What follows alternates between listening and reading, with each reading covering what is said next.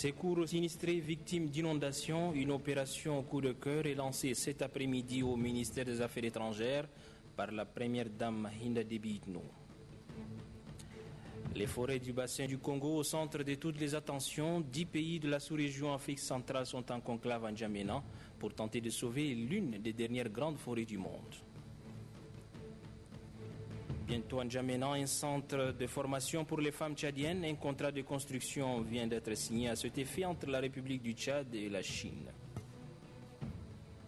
Madame, Messieurs, bonsoir et bienvenue dans ce journal. Le Premier ministre Emmanuel Nadingar a procédé au lancement des travaux de la 4e réunion plénière du partenariat pour les forêts du bassin du Congo. Il sera question au cours de cette rencontre de se pencher sur la dégradation des forêts et la déforestation du bassin du Congo. Kranga Chamirima. Ouverture de la 4e réunion plénière du partenariat pour les forêts du bassin du Congo. Depuis le dimanche dernier, la capitale tchadienne est devenue le centre de réflexion sur les enjeux du changement climatique. Il est question de se pencher sur le partenariat pour les forêts du bassin du Congo en vue d'une synergie d'action contre la dégradation des forêts et la déforestation. Le Canada joue un rôle très important quant à l'appui des programmes initiés par le COMIFAC. Nous allons y aborder des problématiques comme celle du braconnage, de l'illégalité de l'exploitation forestière, de l'accaparement des terres, de la déforestation, de la dégradation des forêts, et lesquels thèmes préoccupent au plus haut point la COMIFAC et ses partenaires du partenariat des forêts du bassin du Congo. Le Premier ministre Emmanuel Nadingar et les membres du gouvernement, les représentations des ONG, les diplomates ont pris part à ces assises. Les experts vont au cours de leurs travaux faire le tour d'horizon des politiques et stratégies de lutte et protection de l'environnement. Ils auront à proposer une feuille de route. La 4e réunion plénière du partenariat sur les forêts du bassin du Congo se tient à un moment particulier où toute la zone sahélienne connaît de grandes inondations avec les conséquences que nous connaissons. Ces faits viennent nous rappeler que la maîtrise de l'eau est un pan très important, non seulement au Sahel, mais également dans les bassins du Congo, dans le cadre de la gestion intégrée des ressources naturelles, en vue d'un développement durable pour le bien-être de nos populations. Les experts ont procédé au lancement du projet de surveillance et de mesures de notification et vérification MNV, d'une part, et d'autre part au renforcement des capacités nationales des personnes ressources sur le rapportage du mécanisme de réduction des émissions de gaz dues à la déforestation et à la dégradation des forêts, RED+. Au 3e jour de cette rencontre, les participants ont été largement sensibilisés sur la gestion intégrée des ressources naturelles dans les paysages d'Afrique centrale. Ouvrant les travaux de cette 4e réunion, le Premier ministre Emmanuel Nadingar s'est félicité de l'engagement des États membres. Pour Emmanuel Nadingar, le bassin du Congo, qui constitue la 2e réserve des forêts denses et humides du monde, mérite bien une attention particulière. La présente assise intervient 10 ans après le lancement du partenariat et à 2 mois du passage de la présidence de la Commission des forêts d'Afrique centrale, COMIFAC, à la République du Tchad. Elle coïncide aussi avec une saison pluvieuse, abondamment arrosée et ayant des impacts aussi bien sur le plan environnemental que socio-économique. Cette réunion coïncide, allège donc souligner, avec un phénomène géoclimatique qui augure du retour du cycle des périodes humides et partant de la restauration tant souhaitée de nos forêts. L'attention portée aux forêts denses humides ne devrait pas occulter les autres types de formations forestières du bassin du Congo et des écosystèmes adjacents en raison des multiples rôles qu'ils jouent et de l'immensité des biens et des services qu'ils offrent à nos populations et au développement socio-économique de nos pays. C'est pourquoi, ensemble, nous apprécions et à juste titre la création du partenariat pour les forêts du bassin du Congo, dont la noble ambition est justement de nous accompagner dans nos efforts conjoints de conservation et de gestion durable de tous les écosystèmes forestiers de notre sous-région. Certes, de considérables progrès ont été réalisés avec le concours de ce partenariat, mais il reste encore beaucoup à faire.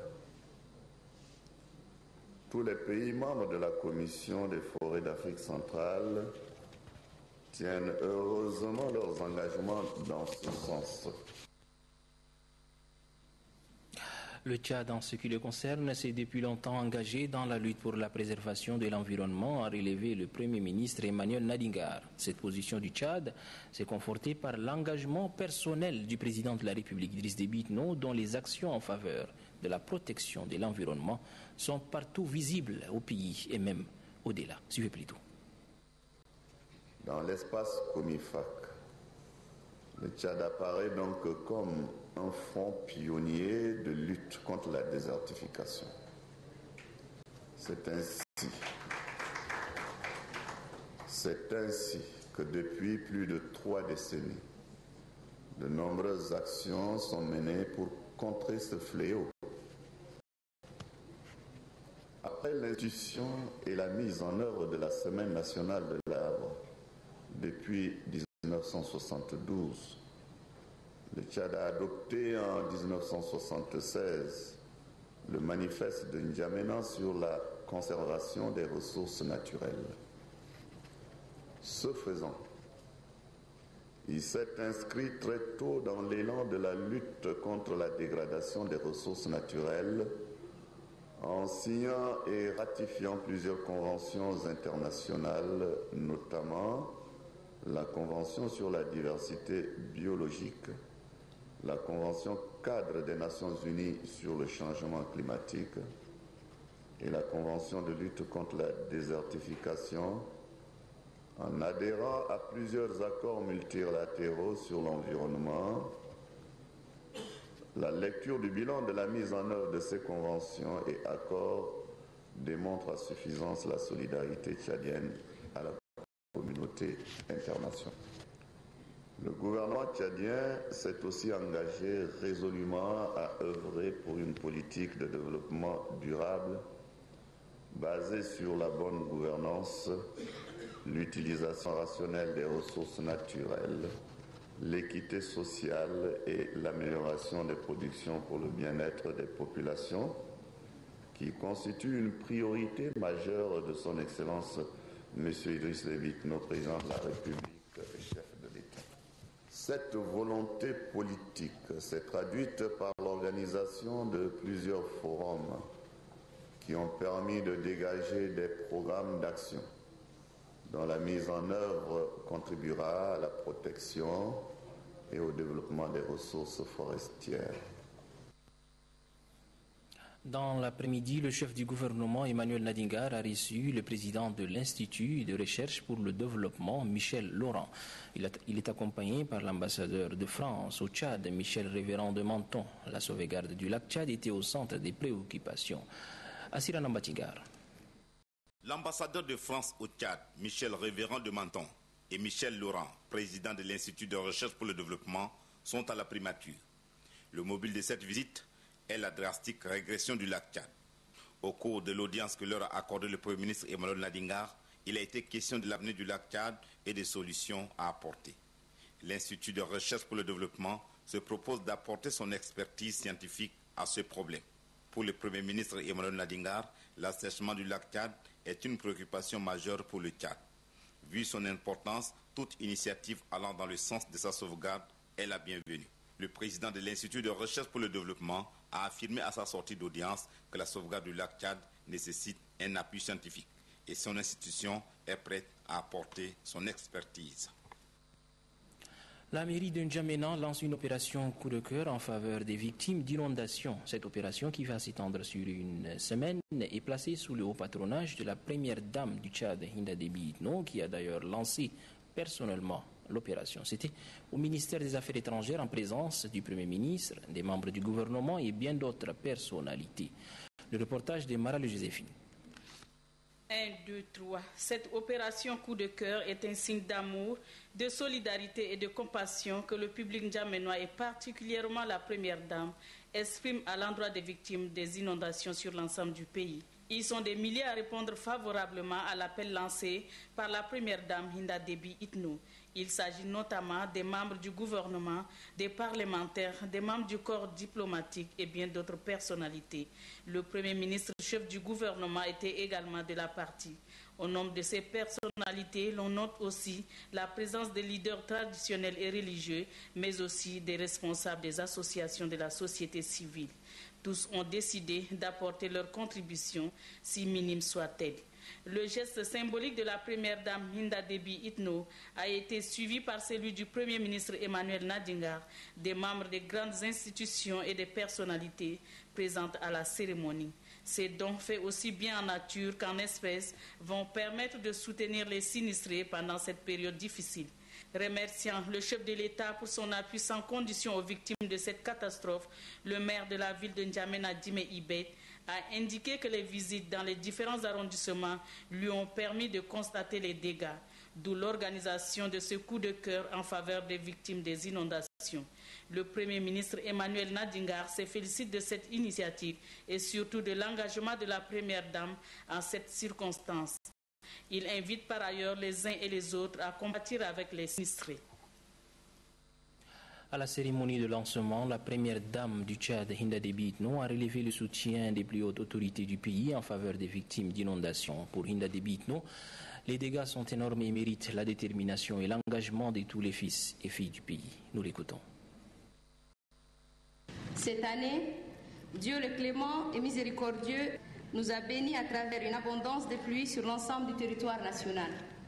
Cependant, ces fortes pluies ont causé d'énormes dégâts humains et matériels dans plusieurs localités du pays. N'Djamena n'est pas en reste. Face à cette situation, le président de la République, son Excellence Idriss Déby Itno, toujours sensible aux problèmes que rencontrent ses compatriotes, a instruit le gouvernement de débloquer plus d'1 milliard de nos francs pour voler au secours des sinistrés sur l'ensemble du territoire national.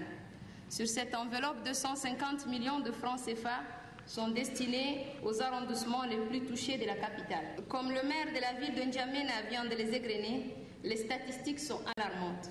Les secours apportés à ces jours n'ont pas permis de couvrir les besoins urgents des sinistrés. C'est dans ce contexte que se situe l'initiative d'organiser la présente opération coup de cœur en faveur des victimes d'inondation, à laquelle nous, en tant que maire de la nation, ne saurions rester indifférentes et bras croisés. Les organisateurs de l'opération entendent lever des fonds et autres assistances en nature en vue de venir en aide aux sinistrés qui continuent de braver les intempéries. Nous apportons notre soutien indéfectible à l'opération et vous exhortons à y répondre. J'exprime toute ma compassion aux victimes des inondations.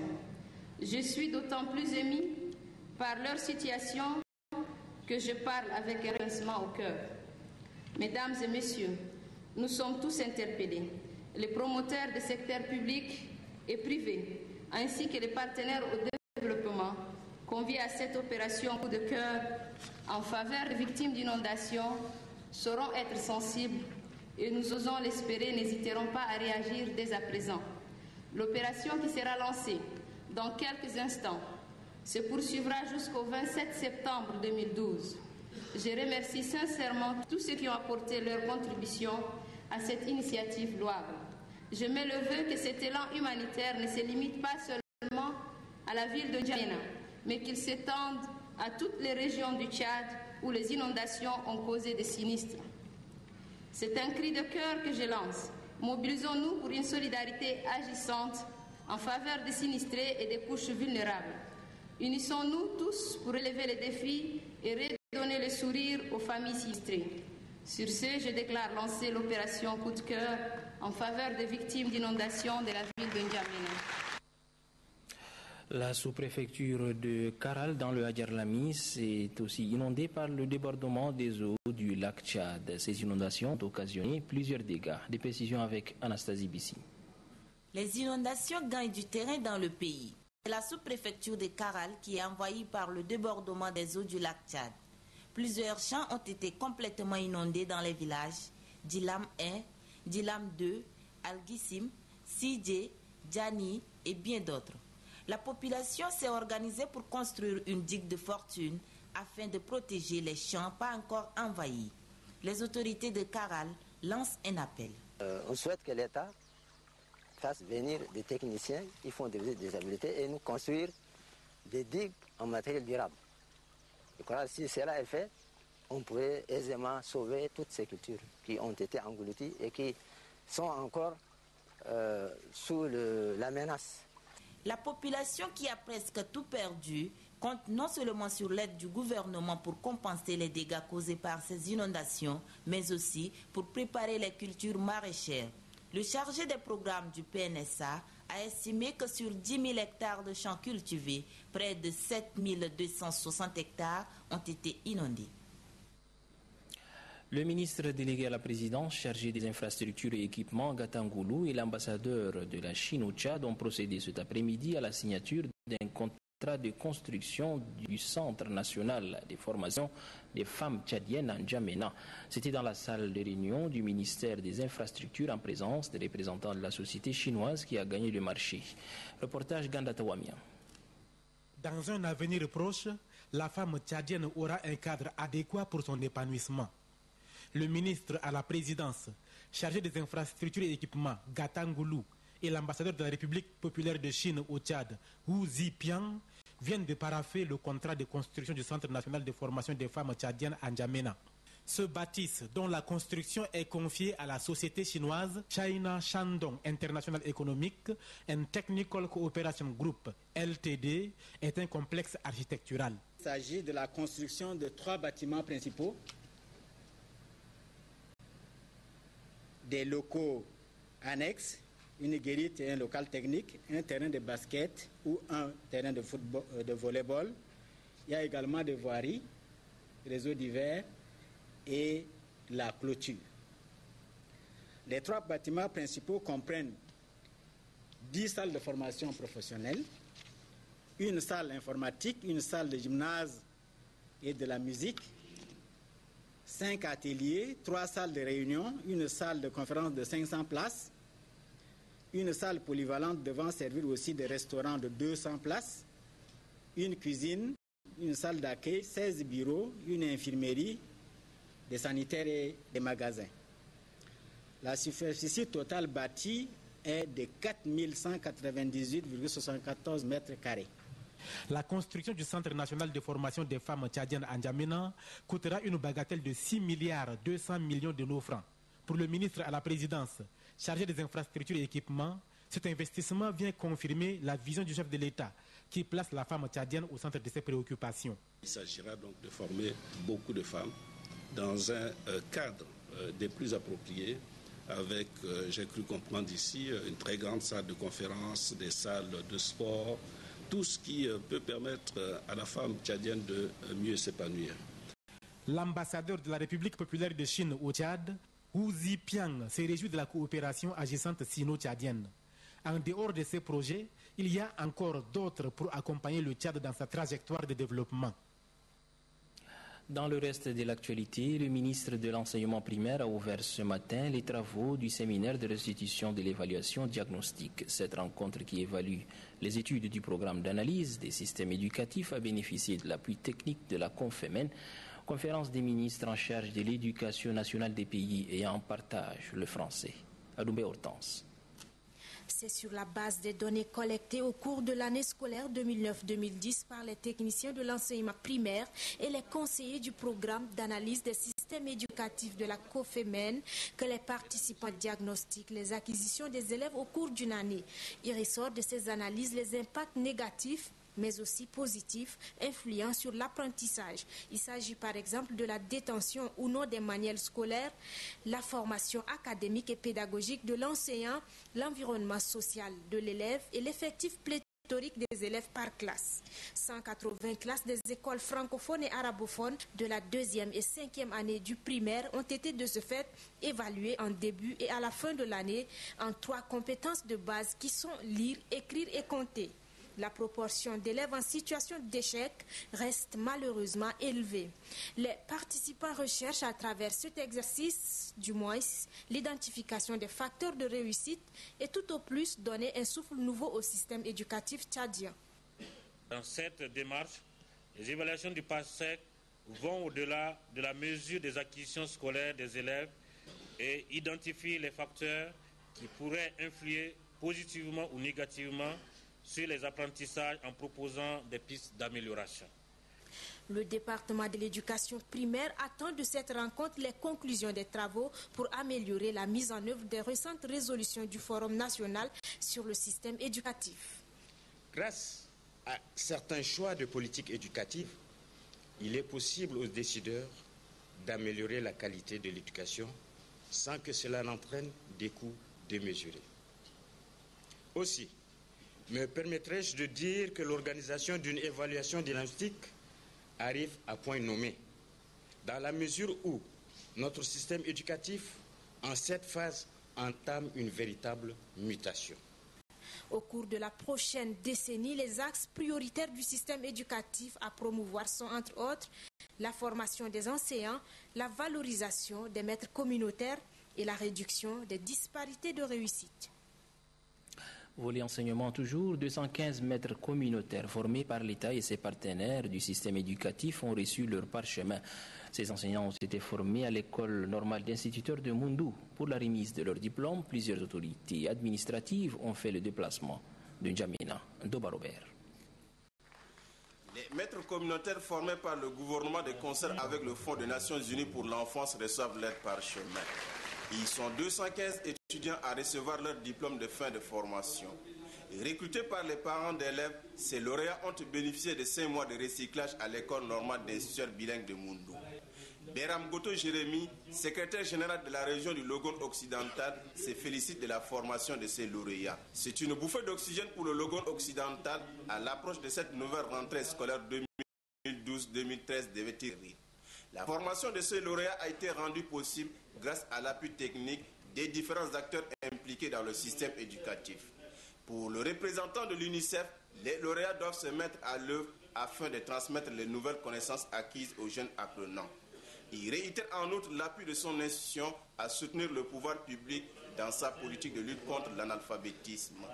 Je puis vous assurer de l'engagement de l'UNICEF à appuyer le gouvernement à la hauteur de ses modestes moyens et en fonction de son plaidoyer mondial pour relever les défis de l'éducation au Tchad afin de garantir aux enfants un enseignement de qualité, de sorte à ce que les ressources humaines du Tchad soient le véritable vecteur de développement de l'État tchadien et qu'à un horizon pas trop lointain, le Tchad soit un des pays qui compte dans le monde de par la qualité de ses ressources humaines. Pour l'inspecteur général du ministère de l'enseignement primaire et de l'éducation civique, le renforcement des capacités des maîtres communautaires n'est pas fortuit. Les maîtres communautaires constituent à l'heure actuelle près de 70% de l'effectif global des enseignants du primaire.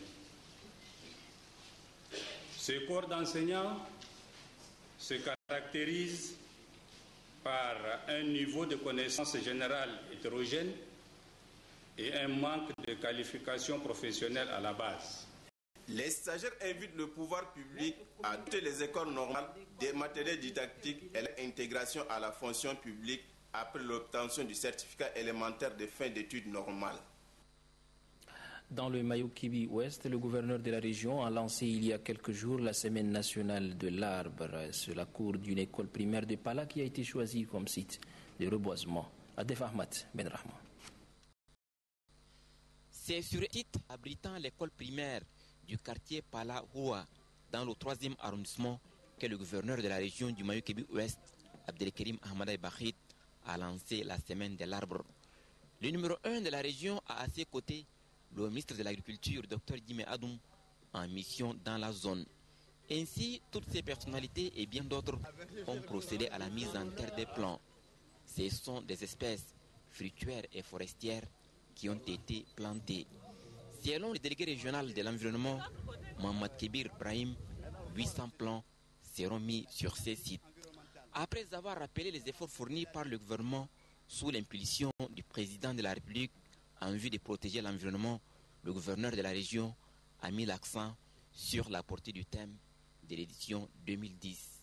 Le thème de cette année, édition 2012, plantons, entretenons et protégeons les arbres pour notre bien-être et pour l'avenir des générations futures, n'est pas fortuit.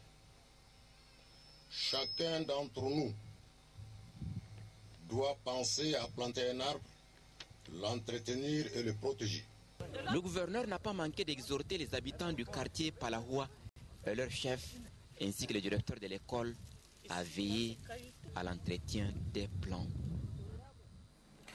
Conférence de presse de l'Institut de recherche pour le développement, un établissement public français à caractère scientifique et technologique. Il s'agit au cours de cette conférence de procéder au lancement de l'expertise collégiale sur la préservation du lac Tchad. Une conférence animée par le président de l'IRD, Michel Laurent. Ghislain Tchanikoudou.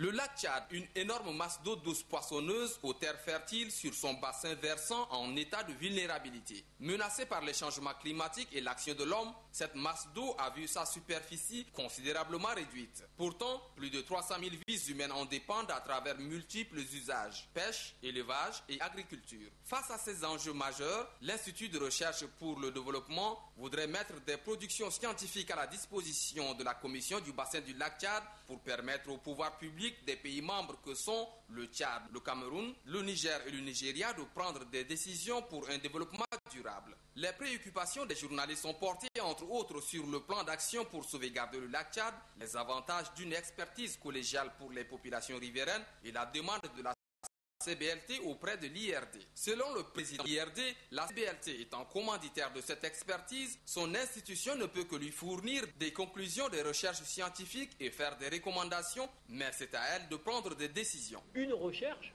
quelle que soit sa qualité, peut trancher cette question. Ce n'est pas la science qui tranche, c'est la décision, elle est politique. Par contre, les politiques ont à être éclairés des connaissances scientifiques. Et je crois que l'expertise, c'est ce qui fait passer de la science et de la connaissance, qu'elle soit fondamentale ou appliquée, à justement des recommandations pour pouvoir prendre des décisions en termes de politique publique. Le devenir du lac Tchad et la survie des populations riveraines dépendent donc de la politique des États qui partagent ces eaux. Cette conférence de presse intervient en prélude à l'atelier de lancement de l'expertise collégiale, préservation du lac Tchad, contribution à la stratégie de développement durable du lac. Et puis cette nouvelle brève, la zone militaire numéro 2, Wadaï Sila, a un nouveau commandant. Il s'agit du général Saleh Kone Sidi qui remplace à ce poste le général Ali Maïdé Kébi. La cérémonie de passation de commandement qui s'est déroulée à la place de l'indépendance d'Abéché le mercredi 19 septembre 2012 a été présidée par le chef d'état-major de l'armée des terres, le général Ismaël Nour Siam, en présence du gouverneur de la région du Wadaï, Kedala Younous Hamidi, ainsi que de plusieurs personnalités civiles et militaires de la place. En s'adressant aux officiers et sous-officiers, hommes de troupes, le CEMAT, le général Ismaël Noursiam, les invite à reconnaître le chef général Saleh Kone Sidi. Il est chargé de l'exécution des règlements militaires pour la défense de la patrie. Fin hier soir à Siloé de l'atelier d'harmonisation des modules de formation et des outils de gestion en santé et de reproduction. La cérémonie a été présidée par le directeur général de l'action sanitaire régionale. Le reportage de Ganda Tawamia. Les acteurs qui interviennent dans le domaine de la santé et de reproduction le faisaient de façon disparate. Chacun évoluait sur le terrain selon son programme et son propre manuel de procédure. Cette situation n'a pas permis au ministère de la Santé publique d'enregistrer des progrès dans la mise en œuvre de la feuille de route nationale pour l'accélération de la réduction de la mortalité maternelle, néonatale et infanto-juvénile. Aujourd'hui, la solution est toute trouvée pour inverser cette fâcheuse tendance. Les cadres du ministère de la Santé publique, les médecins, sages-femmes, ceux de l'enseignement, les partenaires et ONG sont parvenus à s'entendre. Ils ont réussi à harmoniser les différents modules de formation et outils utilisés par les différents partenaires sur l'ensemble du territoire national pour la mise en œuvre des activités de la santé et de la reproduction. Vous me permettrez, chers participants, mesdames et messieurs, de vous féliciter pour les résultats auxquels vous êtes parvenus. Notamment la proposition du contenu des outils et des modules en SONU, CEP centré, le plan d'élaboration, de validation et vulgarisation des modules et outils harmonisés, le plan de suivi des prochaines étapes qui seront traduits en actes par le ministère de la Santé publique dans un bref délai. Pour le représentant de l'UNFPA, le ministère de la Santé publique vient de se doter d'un document qui apportera une réponse efficace aux divers défis de la santé de reproduction. L'UNFPA s'est fait le devoir de suivre particulièrement les recommandations formulées pour s'assurer que le plan de validation et de vulgarisation des outils harmonisés soit réalisé dans le délai. Ceci afin de permettre une meilleure en œuvre de la lutte pour l'accélération de la réduction de la mortalité maternelle, néonatale et infantile au Tchad. Ouverture ce matin au CEFOD de la journée d'information et d'échange sur l'introduction de la lutte anti-tabac dans l'agenda de développement du Tchad. Cette rencontre d'échange est organisée par l'Association pour la défense des droits des consommateurs, ADC. C'est le secrétaire général de la dite association qui a dit la cérémonie. Les différents acteurs qui œuvrent pour le bien-être de la population échangent sur les méfaits du tabagisme sur le plan sanitaire, économique et social. Les communications qui sont présentées ainsi que les débats permettront de développer des arguments en faveur de l'atteinte des objectifs. Il s'agit d'inscrire la lutte anti-tabac dans le document du plan stratégique de développement. Pour le secrétaire général de l'Association pour la défense des droits des consommateurs, qui a ouvert les travaux de cette journée d'information et d'échange sur l'introduction de la lutte anti-tabac dans l'agenda de développement du Tchad, beaucoup reste à faire. Les différents documents des stratégies nationales de réduction de la pauvreté n'ont pas pris en compte de manière claire la lutte anti-tabac, notamment la mise en œuvre de la convention cadre pour la lutte anti-tabac, qui est un tout pour vraiment lutter contre l'épidémie des tabagisme. Il est cependant essentiel d'agir au niveau national pour parvenir aux objectifs de cette convention dont le Tchad a ratifié. La recherche de financement durable permettra de mener à bien des programmes efficaces et durables de lutte anti-tabac. Selon le secrétaire général de l'ADC, le tabac constitue également l'un des facteurs d'appauvrissement des ménages, car beaucoup de chefs de ménage pauvres consacrent une bonne partie de leurs revenus à la consommation du tabac, ce qui prive d'importantes ressources devant servir à la procuration des biens ou services essentiels. Pour appuyer la lutte que mène l'ADC et ses partenaires, le gouvernement tchadien a fait un grand pas en promulguant la loi anti-tabac en 2010. L'association de lutte contre le tabac au Tchad organise pour sa part un atelier de formation à l'Institut Toumaï. Les représentants des associations amies auront à se pencher sur les méfaits du tabac et le respect de la loi numéro 10 portant interdiction de fumer dans les lieux publics. Mohamed Abakar Seydouna. C'est pour lutter contre le tabagisme et freiner les ravages qu'il cause au Tchad que l'association de lutte contre le tabac au Tchad organise cet atelier. Le tabac tue et pollue l'environnement, tel est le mot d'appel adressé aux fumeurs. Les 40 participants issus des associations luttant pour le même but s'imprégneront pendant 2 jours des méfaits de la cigarette pour la santé des fumeurs et sur l'environnement. Pour le président d'honneur, le député Abdoulaye Choua, le taux de production de cigarettes par an est très élevé et ses conséquences sur la vie des fumeurs sont très importantes. Ce qui nécessite, selon lui, l'implication des organisations de la société civile pour le respect de la loi interdisant de fumer la cigarette dans les lieux publics. Le tabac tue 6 millions de personnes chaque année. Au terme de l'article 4.7, la participation de la société civile est essentielle pour atteindre l'objectif de la Convention et de ce protocole. Nous prions toute personne de bonne volonté de lutter avec nous, c'est laisser moyen à l'éradication de ce produit néfaste qui, selon des études dignes de confiance, contient près de 4000 substances toxiques, dont une cinquantaine cancérigènes. À la fin de cette formation, les organisateurs entendent intensifier la sensibilisation à l'endroit des fumeurs pour les amener à songer à leur santé et éviter de polluer l'environnement dans lequel ils vivent.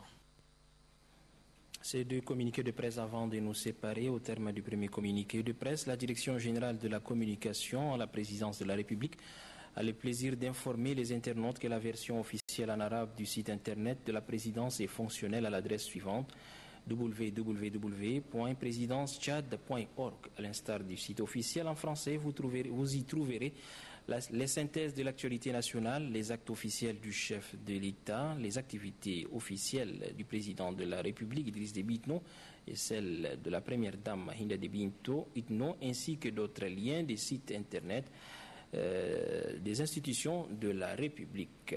Au terme du second communiqué de presse, le 21 septembre a été consacré par l'Union africaine comme journée de la paix et est célébré chaque année par tous les États membres de l'organisation continentale. Le Tchad entend marquer cette journée par une manifestation particulière, un match de football qui opposera une équipe de diplomates tchadiens et étrangers à une équipe des militaires. Ce sera le vendredi 21 septembre à partir de 15h au stade Idriss Mohamed Ouya. Le match sera placé sous la présidence conjointe de Madame la secrétaire d'État aux Affaires étrangères et à l'intégration africaine, Tédé Beyrouth, et l'ambassadeur représentant de l'Union africaine au Tchad, M. Ki Doulaye Koreta.